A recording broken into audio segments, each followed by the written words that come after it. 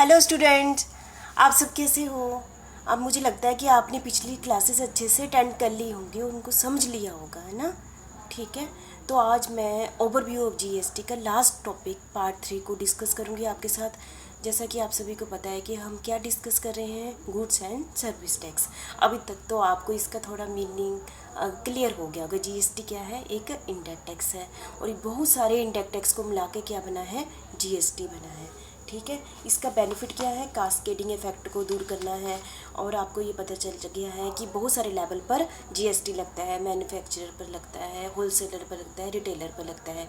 जैसे जैसे अगले पेमेंट करते हैं तो उसमें से माइनस क्या होता रहता है, इनपुट टैक्स क्रेडिट। मतलब कि पिछले वाले ने जितना टैक्स दे दिया है, अगले वाले के टैक्स में उसमें उसको क्या कर देते हैं, माइनस कर देते हैं। ठीक है, जैसे कि एक्स्ट्रा वैल्यू पर ही टैक्स लगाया जाता है। मेन तो यही है, आपको पता है ये पूरे इंडिया में बहुत सारे स्टेप्स से गुजरकर इंडिया में लागू हुआ था। बहुत सारी डीमेरिट थी इंडायरेक्ट टैक्स की, उन चीज़ों को ध्यान में रखते हुए ये जीएसटी लागू किया गया।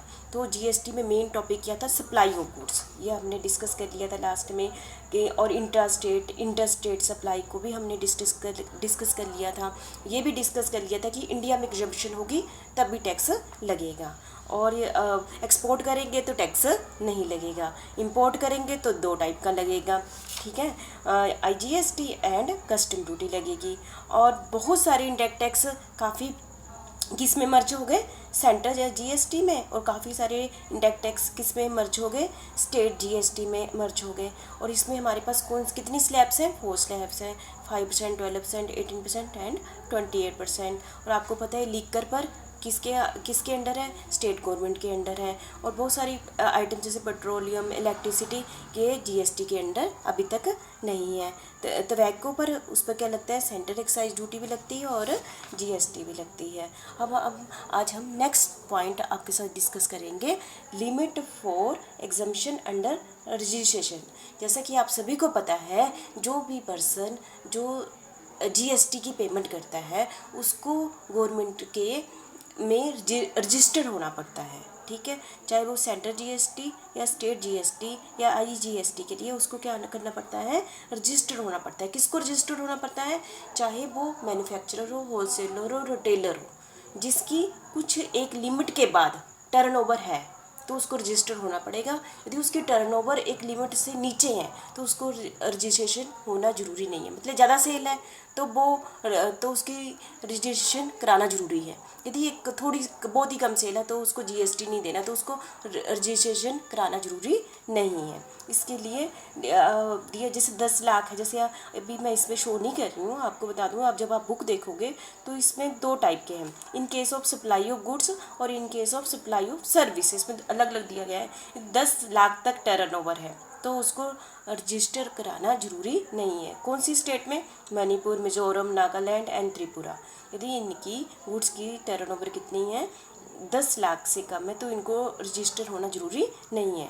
और कौन सी स्टेट के लिए 20 लाख की लिमिट बता दी गई है, पौंडीचेरी, नागालैंड, असम, मेघालय, सिक्किम, अरुणाचल प्रदेश। इनकी यदि 20 लाख तक टर्नओवर है तो भी इनको रजिस्ट्री कराना जरूरी नहीं है। और अदर स्टेट के लिए कितनी लिमिट बता दी गई है, 40 लाख, 10, 20, 40 लाख। ये मैंने 3 कैटेगरी में स्टेट्स कन्वर्ट कर दी गई है। ये किस पर लागू होती है, गुड्स पर। और सप्लाई सर्विसेज के लिए, सर्विसेज प्लस गुड्स के लिए 10 लाख तक रजिस्ट्री कराना जरूरी नहीं है। कौन सी स्टेट के लिए, मणिपुर, मिजोरम, नागालैंड एंड त्रिपुरा। और अदर स्टेट के लिए यदि सर्विसेज 20 लाख से ज़्यादा है तब रजिस्ट्रेशन कराना जरूरी है, नहीं तो नहीं है। ठीक है, ये आप समझ गए होंगे, limit for exemption from registration. ठीक है, और composition scheme under GST. Government ये कहती है, जैसे कि आपने अभी तक समझ लिया है, इतनी तक टर्नओवर है तो उसको रजिस्ट्री कराना जरूरी होता है।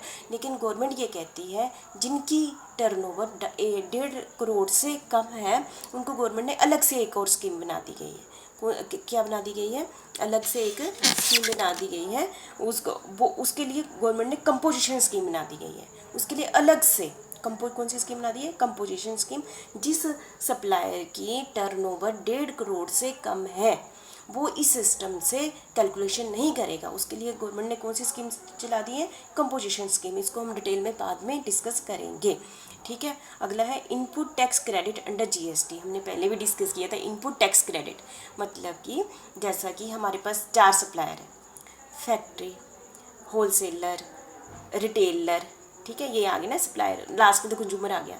जब मैन्युफैक्चरर वाला टैक्स पेमेंट कर देता है, जैसे मैन्युफैक्चरर ने 1000 रुपये की चीज़ हमें दी, ठीक है, उस पर टैक्स कितना दिया, मान लेते हैं 10%, 100 रुपये दे दिया मैन्युफैक्चरर वाले ने, तो 1000 रुपये की चीज़ किसके पास आ गई, होलसेलर के पास आ गई। होलसेलर ने उस पर कितना लगा दिया, उस पर कितनी एडिशन कर दी, 200 रुपया, 1200 रुपये की चीज़ होगी, 10% तो 120 हो गया। तो इनपुट टैक्स क्रेडिट क्या हो गया, 100 रुपीज़, जो किसने, फैक्ट्री वाले ने पेमेंट की है, तो उस वो कितनी पेमेंट करेगा, 20 रुपीज़। तो ये इनपुट टैक्स क्रेडिट अभी तक आप समझ गए होंगे, बुक में भी आप अच्छे से देख लेना है, ठीक है। Sequence and restriction for utilisation of income tax credit, जो इनपुट टैक्स क्रेडिट है, इनपुट टैक्स क्रेडिट है, ये कौन कौन यूटिलाइज करेगा, ये आप बुक में अच्छे से देख लेना। कुछ टैक्स है जो गवर्नमेंट के पास ही रहेंगे, कुछ कहाँ चले जाएंगे, स्टेट के पास रहेंगे, कुछ आपस में शेयर करेंगे, तो इसको हम बाद में डिस्कस करते हैं, ठीक है। नेक्स्ट है registration under GST, registration under GST कौन से सेक्शन के अंडर, सेक्शन 22 के अंदर, किनका अभी अभी डिस्कस किया, रजिस्ट्रेशन को जिनकी टर्नओवर 10 लाख है, 20 लाख है, 40 लाख है, इसकी अलग अलग लिमिट डिसाइड की है, यह बुक में आपको डिटेल में दिया गया है, देख लेना। लायबिलिटी टू पे जीएसटी, कौन जीएसटी पेमेंट करता है, सप्लायर करता है। सप्लायर कौन है, होलसेलर भी है, रिटेलर भी है, मैन्युफैक्चरर भी है, ये जीएसटी की पेमेंट लाइबल है पेमेंट करने के लिए। और इन अदर केसेस में कौन करता है, reverse charge mechanism, deductor in case of TDS, e commerce operator in case of TCS, ठीक है। वैसे तो ओवरऑल हम क्या करेंगे, हाँ जीएसटी की पेमेंट कौन करती है, किसकी लाइबिलिटी बन जाती है, लाइबिलिटी टू पे जीएसटी किसकी बन जाती है, सप्लायर की बनती है, ठीक है।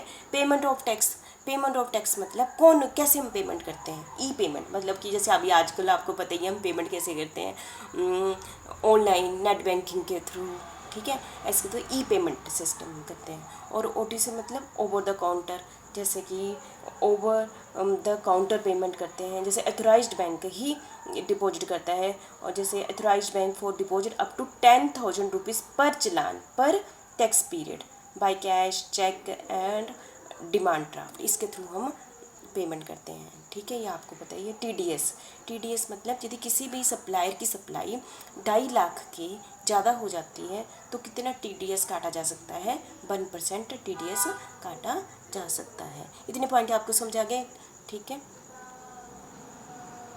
नेक्स्ट है refund of tax. Refund of tax मतलब जितना जीएसटी बनता था और हमने एडवांस में ज़्यादा जीएसटी दे दिया है तो उसके उस पर्सन, उस सप्लायर को उस एक्स्ट्रा टैक्स की क्या करेंगे, वापस कर देंगे, ठीक है।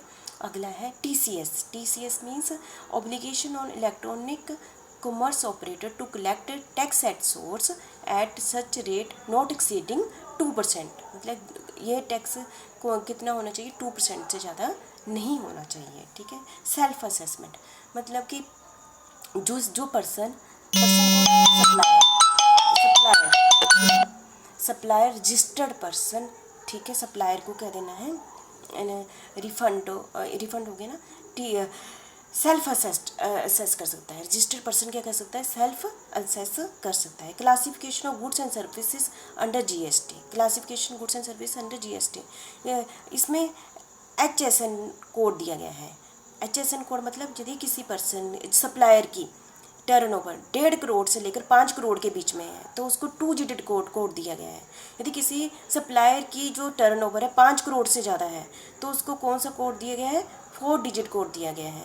यदि इससे 1.5 करोड़ से कम है टर्नओवर तो उसको कोड नहीं दिया गया है। और जो 4th कोड कौन सा यूज़ किया गया है, सर्विस अकाउंटिंग कोड यूज़ किया गया है, ठीक है।